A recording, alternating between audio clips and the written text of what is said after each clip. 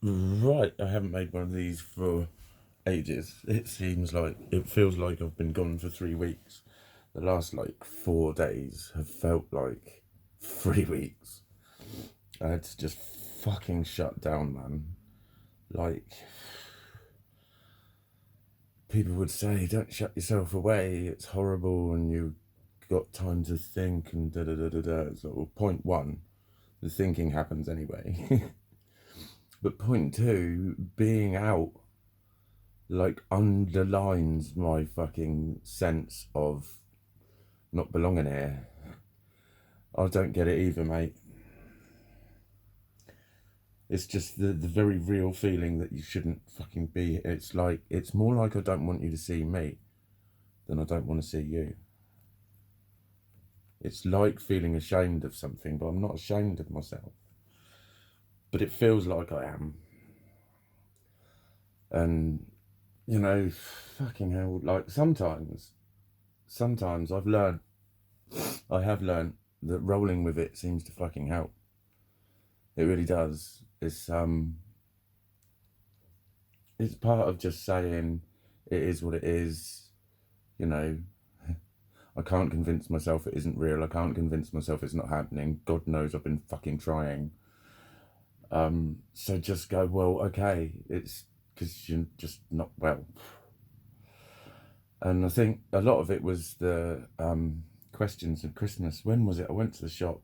I've literally been like doing one trip to the shop a day, getting like even just getting like cold food, sandwiches and salads and shit, and eating it here, hiding, just like even going for a piss. It's like, yeah, I'll go in a minute. I'll go in a minute. It's like being in a state of almost doing something or wanting to do something. Hello, buddy. Um, I don't know. And then it's like, mate, I'm just dying for a piss. Just go for a piss. Eventually, I need a piss enough to go for a piss.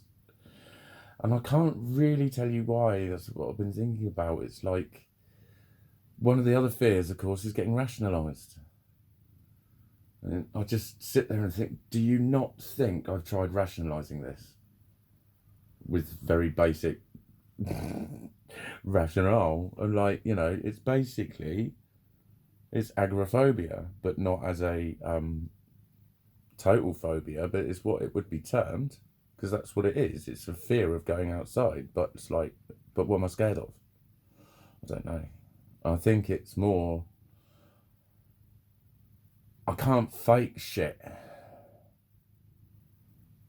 And you'll see how upset I am, or how unsettled I am, or you'll see through me. I won't be able to smile and be convincing, but I won't know how to make the effort. Like, that's what I was going to say when I went to the shop and I saw quite a few people that I know just from passing. Um, like even the girl that likes my bags and clothes, a little sweetheart. I saw her, and she was just luckily she was just walking out to do something, but she smiled and said hi. She went by, and I was like, hi. But I was literally like, before that, I've been looking down at the floor thinking, don't look at me, don't look at me, don't look at me. I was like, fucking what? Do you know what I mean? I just didn't want to talk to people just because I don't know. I don't know. But when it's that fucking horrible, you can't fake it, mate. That's the point. You can't. You can't. I don't get. That's why I can't lie. It shows on my face. I'm a shit liar. If it's something that I've done and you're not happy about it, I'll pretty much just admit to it, because I know there's no point trying to lie about it, because I will look like a fucking liar. Um, I can't fake shit, and I can't fake it when I'm like this. Um, you know, one thing I'm gonna like try and promote is when people talk about reaching out when they've got mental health issues. No, reach in. Um, like the blunt, long and short of it is, if people would come here, if anyone would come here and want to spend a couple of hours just sitting in here and chatting and maybe go for a walk or something, just me and them, that'd fucking help. But the thing is, when you feel this shit and you do reach out, the problem with that is you just give an open invite, don't you? You'll nearly always invariably be busy. You just always will naturally be busy when they call, if they call. And it doesn't take many calls of people being busy for you to give up. It really doesn't. So it's like, I do practice what I preach. I remember a girl a while ago had put something up on Facebook of, I'm just done and everything's awful, la la la stuff, which some people would read and go, oh God, you tragic fucking cow. Listen to you going on about how dark it is. We've all got problems, you know, da da da da da. People hear that shit all the fucking time, which is another reason they don't want to open up. But I read it and I thought, mate, you know where she's at. You actually know where she's at. So I contacted her, and rather than saying, call me, or I'm always here for you, I said, do you want me to come round? Do you want me to come see you? I ended up taking her out to Avery Ring. It was cool. Like, and she's into witchcraft, and she was like showing me all the spells in the tree and everything. It was fucking dark. I was just I had to walk away, and like she said, I noticed, she saw my energy change. There was one part of the tree I just stood under. I was like, I fucking don't like it here. And I was just, I've got to go. But the point was, I just thought, be present. Be present. That's what people need. Reach out to them. Don't tell them to reach out to you. Reaching out is incredibly fucking difficult. And it makes you feel awful when people say no. And then whilst you're feeling awful, you've got to listen to your friend go over and over and over about how they would be there for you. And it doesn't mean that they don't care, and da da da da da, and they're just reminding you of, you know, don't you dare think that I'm not there for you. That's what happens a lot. That's what happens a lot. So like, you know, another thing is, if you are asking people to reach out, do you know what to do with them when you get them? Because people like me are very hard to fucking manage, and a lot of the time you will be coming up with things that they've been hearing in therapy for years, if you're lucky. Do you know what I mean? It's like when you get to that point where you've had all the therapy and you've had all the pep talks and everything, it's like, now what? I don't know. I'm still trying to figure that shit out. But I think that's where it needs to change. Society needs to reach in. Don't tell us to reach out. We're too sick, a lot of us. But it doesn't mean we don't want company. Like I referred to that girl that just said, do you want me to just come and sit with you? You can go on your decks or just watch a film or whatever. You don't have to talk to me. I'll just sit with you and just be with you, just so you know someone's there. And, you know, she is also a mental health nurse. So I guess she knows this kind of shit a lot better than a lot of people. Because, you know, she will know that there's certain points where you can't just wade in and program someone's mind, basically. And that's the stage that it gets to.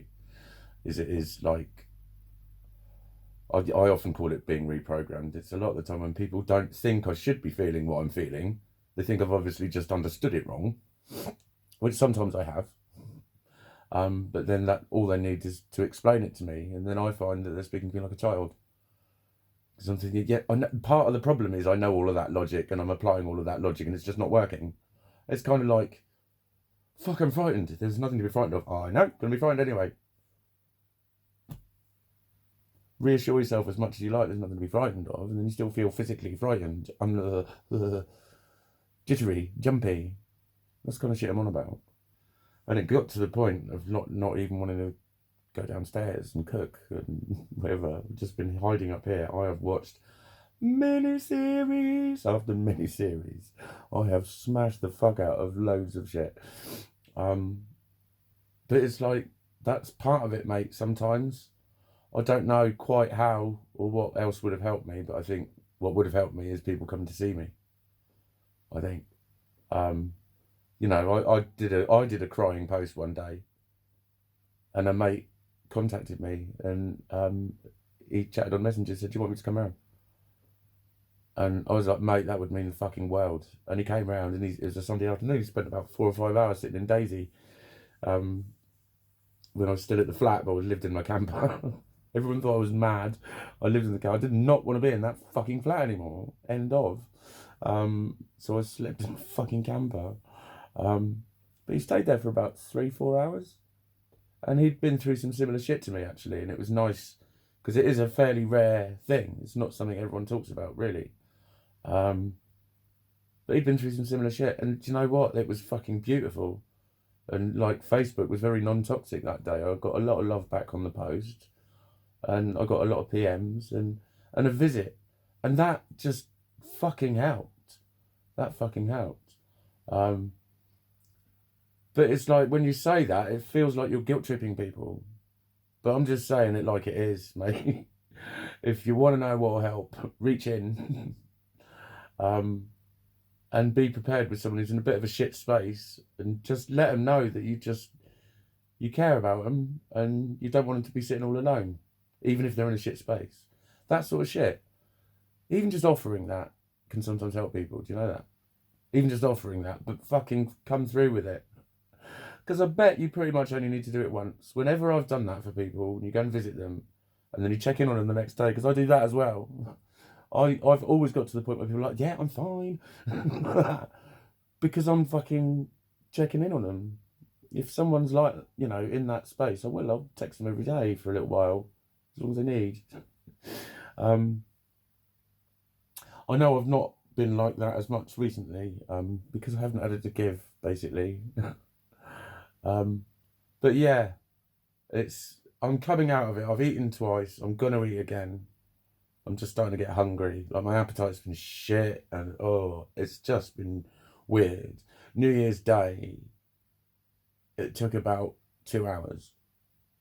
Literally got up about 9 and just thought it was about 11, and it was 2 when I went to the shop. I thought I'd been up for a couple of hours, and it'd been like 5. And I went to the shop, and then I looked at my watch again, and it was 6:30. So I was like, what the fuck? It's over. It still felt like morning. You know? So that's what I've been doing, is sitting in my sickness. But sometimes that's what I think, is just accepting, like, you're sick, I can't fix you, but by just being with you I can help fix you. I think that's where a lot of the education needs to be. If you want to help your friends, don't expect to be able to lift their spirits and come on you, stop being lonely and all that. They're way past that. If they're hiding as much as I am, they're way past that shit. And they don't fully understand what's going on. So asking them questions to explain why to you doesn't work, because it'll just feel like an interrogation. And it'll always lead to the same old conclusions, the way they understand life, with the way their limbic system functions. So when people say, what do you mean you don't fit in the world? I was like, I don't know. It just feels utterly wrong just being here sometimes. And I just feel, I don't want people seeing me. That's how it gets. But I like my friends. So I think, yeah, I'll wrap it up there because it's waffle now. But yeah.